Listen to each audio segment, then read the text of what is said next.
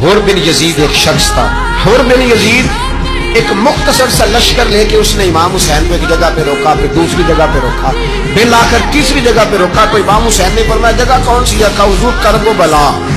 फरमाया बस यही खैमे लगा, यही। हजरत सैयदा ज़ैनब ने पूछा इमाम हुसैन से कि सारे जमाने ने रोका है, ठीक है आप हक पे हैं, ये भी सब ने कहा आप हक पे हैं, पर रोका भी सब ने, आप रोके क्यों नहीं?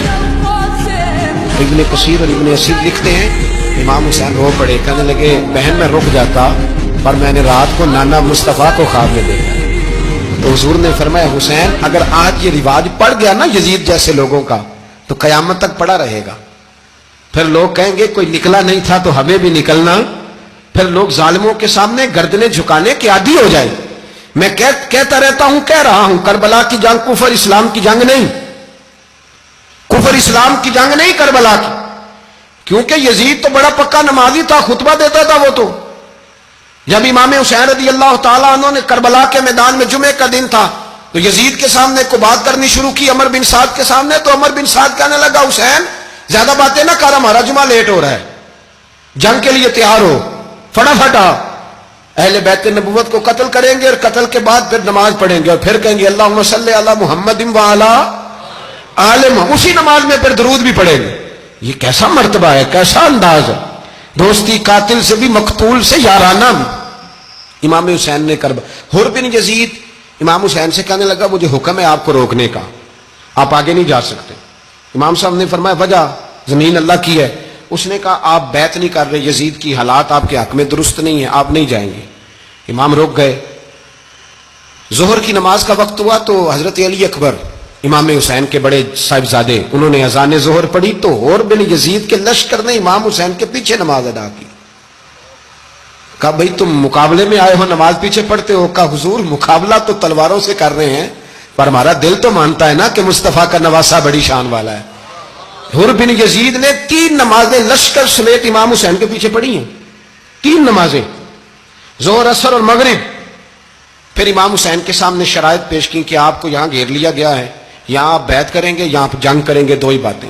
इमाम हुसैन ने फरमाया नहीं भाई बैत तो मैं नहीं करता, इसके अलावा तुम जो कहते हो मैं करने को तैयार हूं।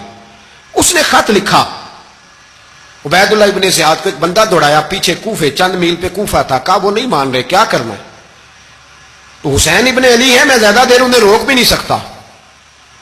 उन्होंने पैगाम दिया हुर बिन यजीद को कि करना कुछ भी नहीं, उनका पानी बंद कर दो, ब्लैकमेल करो, खाना पानी नहीं मिलेगा, छोटे छोटे बच्चे हैं, खुद ही मान जाएंगे। हजरत इमाम अली मकाम के बारे में हुर के पास जब ये पैगाम आया तो हुर कहने लगा मेरी तबीयत नहीं मानती हुसैन पर पानी बंद करूं, दिल नहीं मानता। जब ये लफ्ज कहे ना दोबारा तो फिर उबैदुल्लाह इब्ने ज़ियाद ने अमर बिन साद को 10,000 आदमी दे के भेजा। कहा हुर बिन यजीद लचक दिखा रहा है हुसैन के हक में। 3 दिन तक पानी बंद रहा। 9 मुहर्रम को अमर बिन साद ने और लोग बुलाए।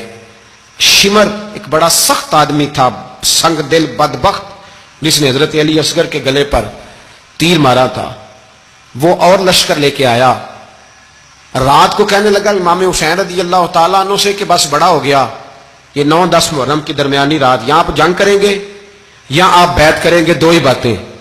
इमाम हुसैन अंदर गए, सैयदा ज़ैनब से मशवरा किया, बाहर आए, फरमाया बात वही है जो पहले दिन वाली है। इमाम हुसैन रज़ी अल्लाह ताला अन्हु ने फरमाया भाई बैत तो मैं नहीं करता, बाकी जो तुम्हारा प्रोग्राम है।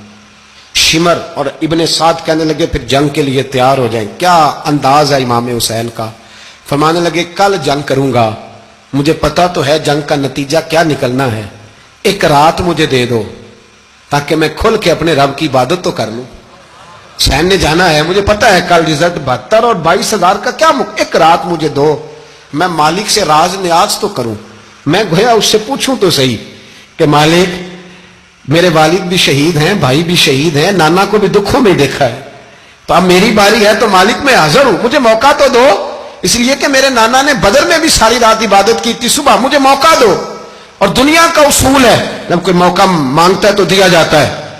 ये दोनों कहने लगे कोई मौका नहीं। हुर बिन यजीद पीछे से बोला, कहने लगा नहीं बदतमीजी ना करो, हुसैन को मौका दो, तुम्हें देना पड़ेगा। मौका दिया। हुर बिन यजीद ने फिर मिन्नत की, कहा हुजूर आप मेहरबानी करें मान जाएं। फरमाया मानने वाला खाता कोई नहीं, ये बड़ा मुश्किल। सूरज चढ़ा, 10 محرم کا دن جمعے کا وقت جناب سیدنا امام حسین رضی اللہ تعالیٰ عنہ نے ریت پر سجدے کیے، لمبے سجدے، لمبی نماز، سورۃ الشمس کی آیات دوسری رکعت میں پڑھی تو سارا کربلا گونجنے لگا۔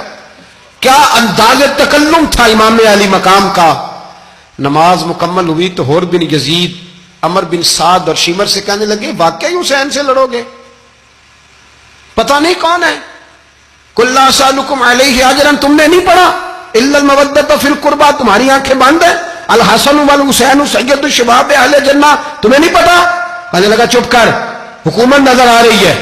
اور بن یزید کہنے لگے پھر میرا بھی فیصلہ سنو، مجھے حکومت نہیں چاہیے، مجھے جنت چاہیے، حکومت نہیں چاہیے۔ امام حسین کی پہلی فتح دیکھیں، اور بن یزید ایڑی لگا کے نا یزید کے لشکر سے نکل کے امام حسین کے لشکر میں شامل ہو گیا، اور پہلا شخص جس نے امام حسین کو روکا، امام حسین کے نام پر پہلا سر بھی اسی شخص نے کٹایا ہے۔ لیکن یزید کی قبر پہ لعنت بھی کوئی نہیں برساتا، اس کا محل تھا بہت بڑا، لیکن جب لوگ کربلا میں امام حسین کو سلام کرنے جاتے ہیں تو قدموں میں حور بن یزید کا مزار بھی بنا ہوا ہے، اس کو بھی سلامی دی جاتی ہے۔ اور اب ہم اکیلا حور بن یزید نہیں کہتے، ہم کہتے ہیں حور بن یزید رضی اللہ تعالی۔ اب ہم اتنی تعظیم کرتے ہیں اس حور کی، جناب